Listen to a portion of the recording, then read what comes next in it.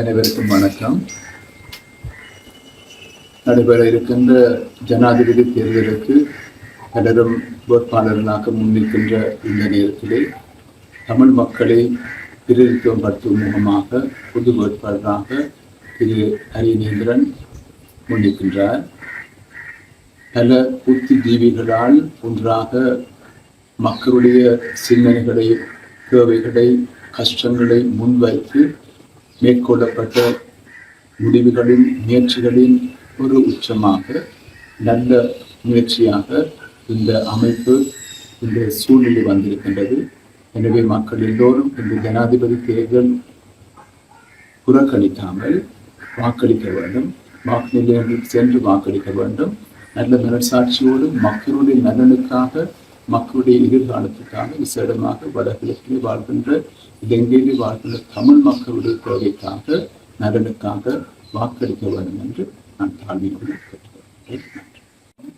நாங்கள் இப்பொழுது எங்கள் பிரச்சார பணிகளை பல்வேறு மாவட்டங்களுக்கு நாங்கள் முன்கொண்டு செல்கின்றோம். இன்று திருகோணமலையிலே பிரச்சார கூட்டங்கள் இடம்பெற இருக்கின்றது.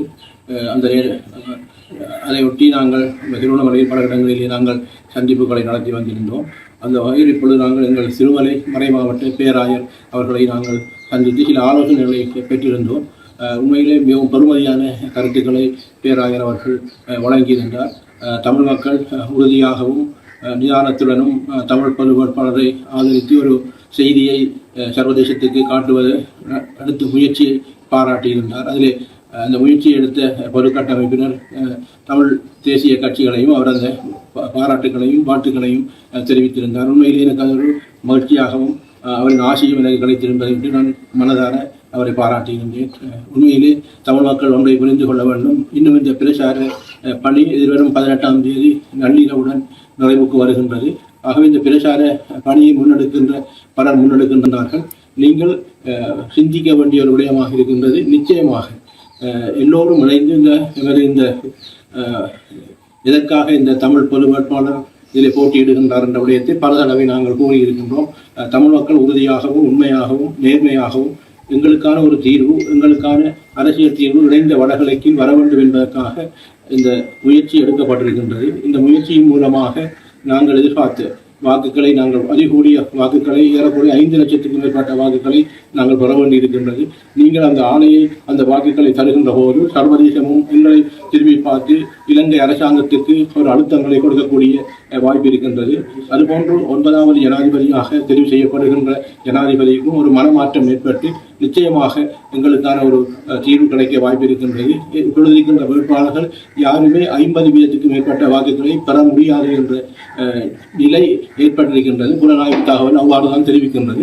அதற்காகத்தான் இப்பொழுது வடகிழக்கிலே பல்வேறுபட்ட பிரதான வேட்பாளர்கள் இங்கே வந்து முகாமிட்டு பல்வேறுபட்ட கருத்துக்களை கூறிக்கொண்டிருக்கின்றார்கள். கருத்துக்கள் என்பது கூறுவதை விட இந்த தமிழ் பொது வேட்பாளர்களை ஆதரிக்காமல் அவர்களுக்கு அந்த ஆதரவாளர்களை அவர்கள் திரட்டுகின்ற முயற்சியை, அந்த சூழ்ச்சியை செய்து கொண்டிருக்கின்றார்கள். இதை நிச்சயமாக தமிழ் மக்கள் உணர வேண்டும். அவர்களுக்கு பின்னால் இருக்கின்ற மூவர்கள் இதை குழப்புகின்ற நடவடிக்கையிலே மேற்கொள்கின்றார்கள். ஆகவே அந்த விடயங்களை நாங்கள் நிச்சயமாக கையாள வேண்டும் என்பதை நாங்கள் விடத்தில் தெரிவித்துக் கொள்வோம். இது போன்று பல செய்திகளை தெரிந்து கொள்ள நமது வைப்ஸ் டிவி யூடியூப் தளத்தை சப்ஸ்கிரைப் செய்து அருகிலுள்ள பெல் பட்டனை கிளிக் செய்யுங்கள்.